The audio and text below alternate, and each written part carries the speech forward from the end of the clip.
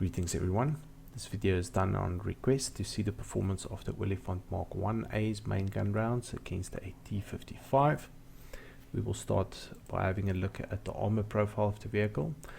The frontal upper and lower glacis consist of 100mm of rolled homogeneous armor. The upper glacis provides effectively 180mm of armor sloped, and the bottom roughly 200mm. Side profile of the hull consists of 80mm of rolled homogeneous armor, and the rear of the tank 45mm. Looking at the frontal profile of the turret, opposite the gun is roughly 220mm, and it increases as you move away from the gun due to the angle of the frontal angle.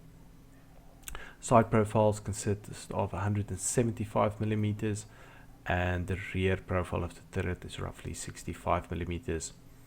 Looking at the interior of the vehicle, you have several fuel tanks on the right frontal side of the hull, and another one towards the middle. The crew compartment consists of the driver, which is located on the front left, the gunner on the front left of the turret, and behind him is the commander, and the loader is located on the right rear of the turret. And you can see the displacement of main gun ammunition in the tank itself. So let's have a look at the performance of the Olifant Mk1's different rounds. We're going to start at 500 meters with the M152, which is equivalent to the South African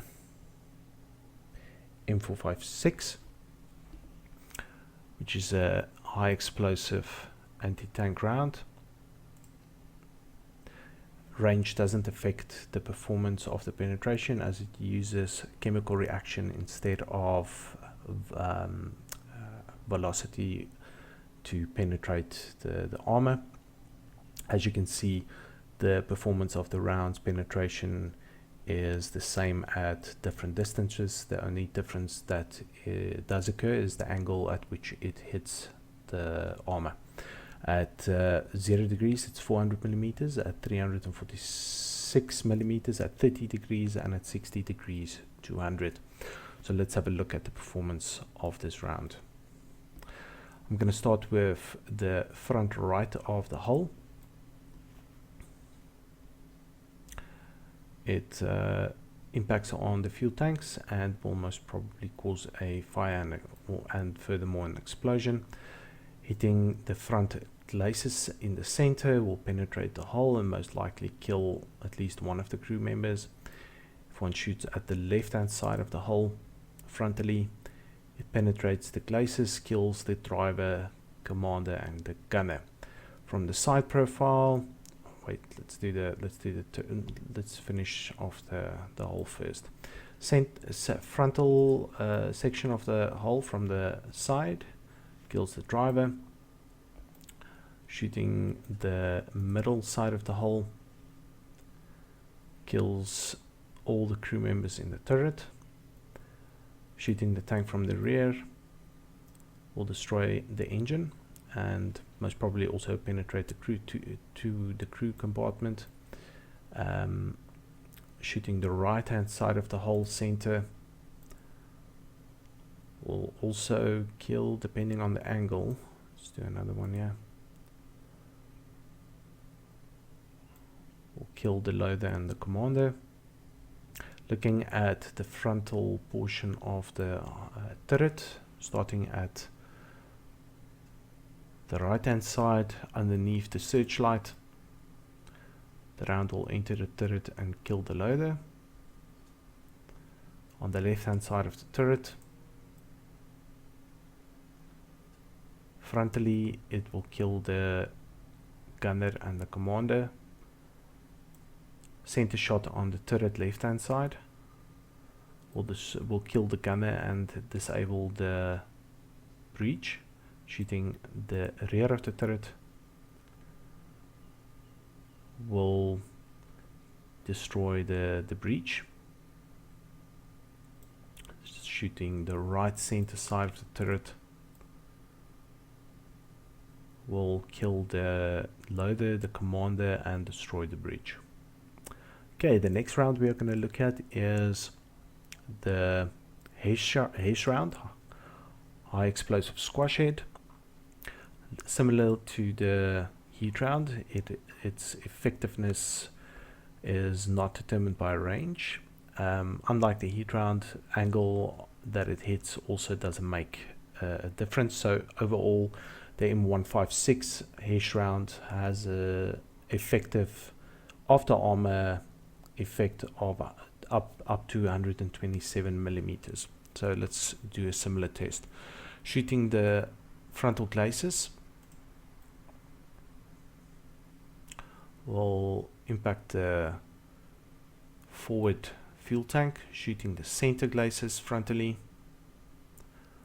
will most probably ignite the ammunition in the front as well as kill the driver. Shooting near the driver's vision port will kill the driver instantly. Shooting this left hand hull will destroy the entire turret, the crew compartment, all the crew members are dead. Shooting the rear of the tank will destroy its engine. Shooting the right lower hull will most probably ignite the ammunition and kill several of the crew members. Okay, let's have a look at the turret itself. Starting with the right hand side of the turret. Frontally, no penetration possible. The armor thickness is too great.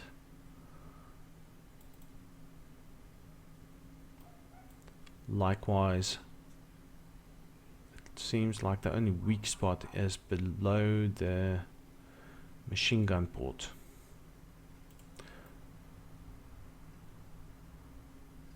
Also, minimal penetration from the top of the hull downwards into the fuel tank.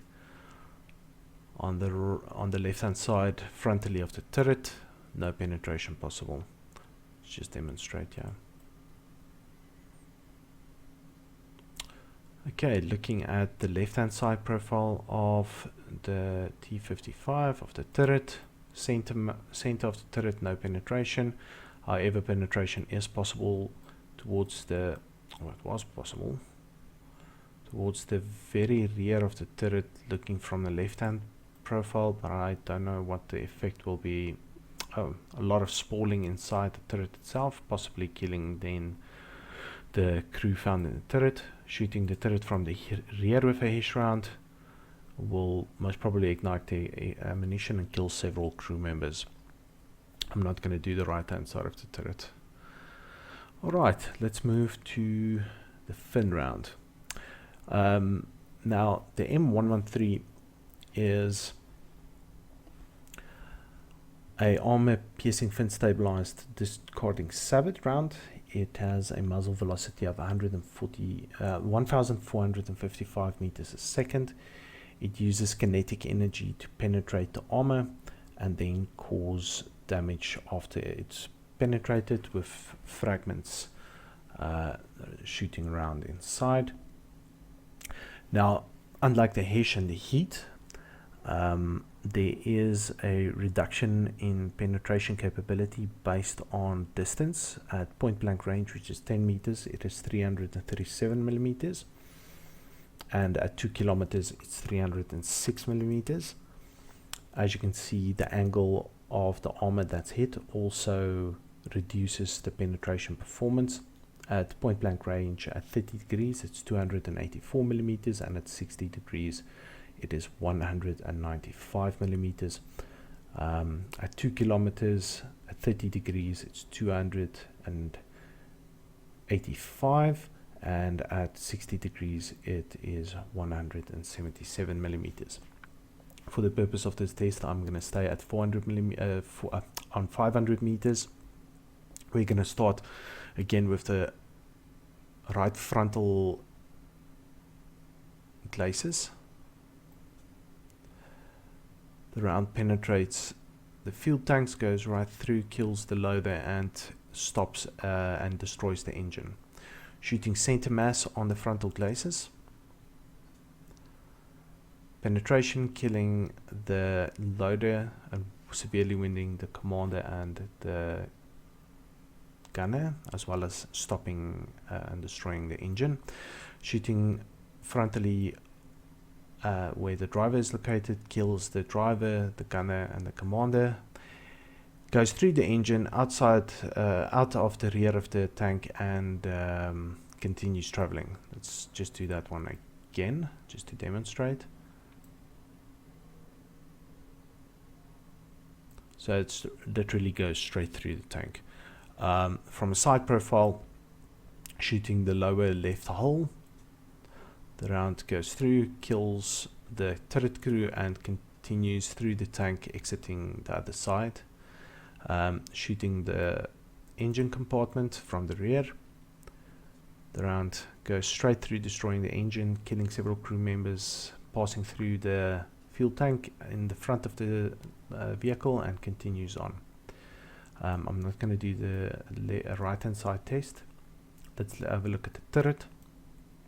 Starting with the right front side of the turret, goes right through, continues killing the loader and possibly igniting ammunition, and then exiting the tank in the rear. Shooting the left hand side of the turret, enters, kills the gunner and the commander, exits the rear of the turret, and continues on. Now, just for interest's sake, the M1A was acquired by South Africa from Israel in the mid-80s, and it is the principal round used during the border war. The Israelis actually successfully tested this round on the T-72, and it penetrated its frontal glacis. However, it was not able to penetrate the frontal turret. I will do a video on the T-72 shortly. Needless to say, if the round was effective against the T-72A frontally, it is, as these tests demonstrate, deadly against a T-55. Thank you everyone for joining. If you'd like to ask a question, leave a comment, you're more than welcome to, and you can also do a request. Looking forward to the next one. Cheers.